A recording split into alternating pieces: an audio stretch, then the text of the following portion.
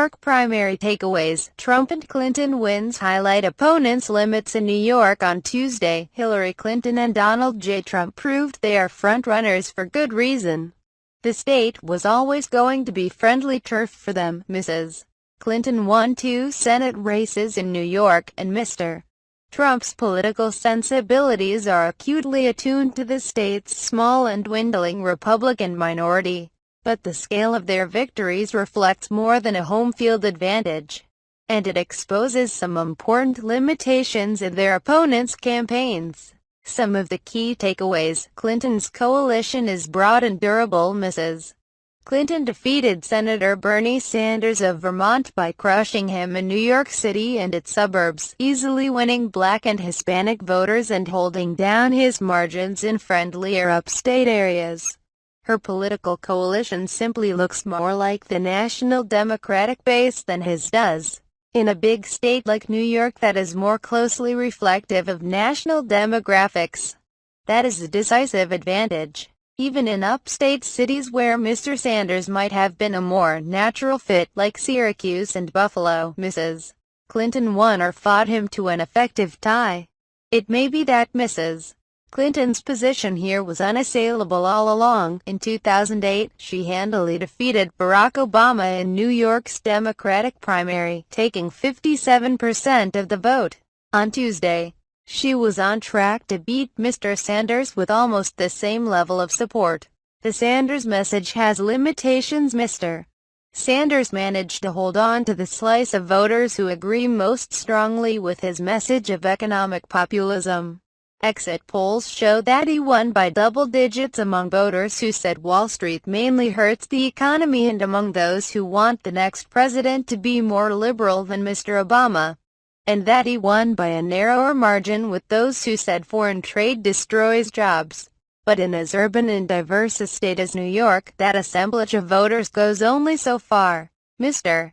Sanders got wiped out on issues of sharper local resonance. Mrs.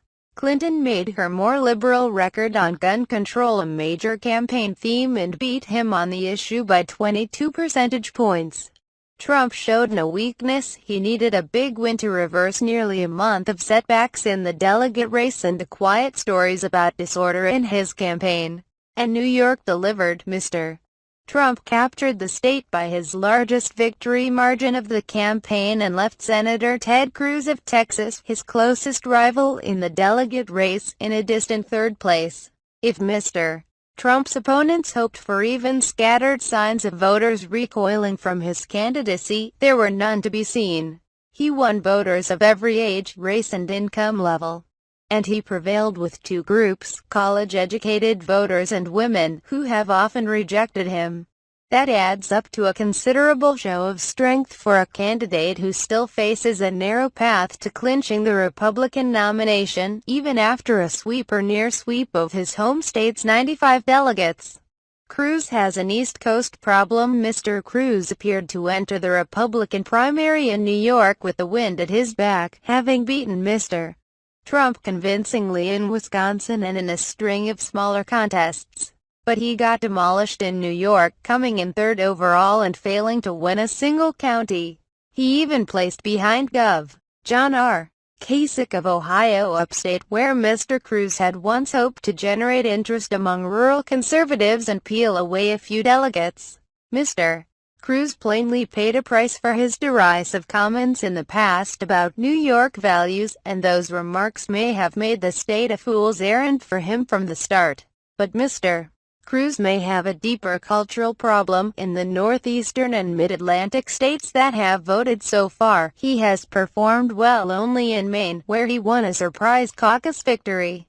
If his brand of religion-inflected Texas conservatism cannot connect with a blue state Republican audience, next week's primaries in Connecticut, Delaware, Maryland, Pennsylvania and Rhode Island may be just as painful. Found Kasich's fan base. It has been more than a month since Mr. Kasich won Ohio, his home state and still his only victory. But on Tuesday, he claimed a modest symbolic prize, snatching Mr. Trump's home borough, Manhattan, from beneath the frontrunner's nose. Mr. Kasich, always the softest-edged candidate in the race, has positioned himself in increasingly explicit terms as the standard-bearer for Republican moderates. That is a diminishing group, but it was enough to win him the only county in the state that Mr. Trump lost, and it could help him collect delegates in the blue state primaries on April 26.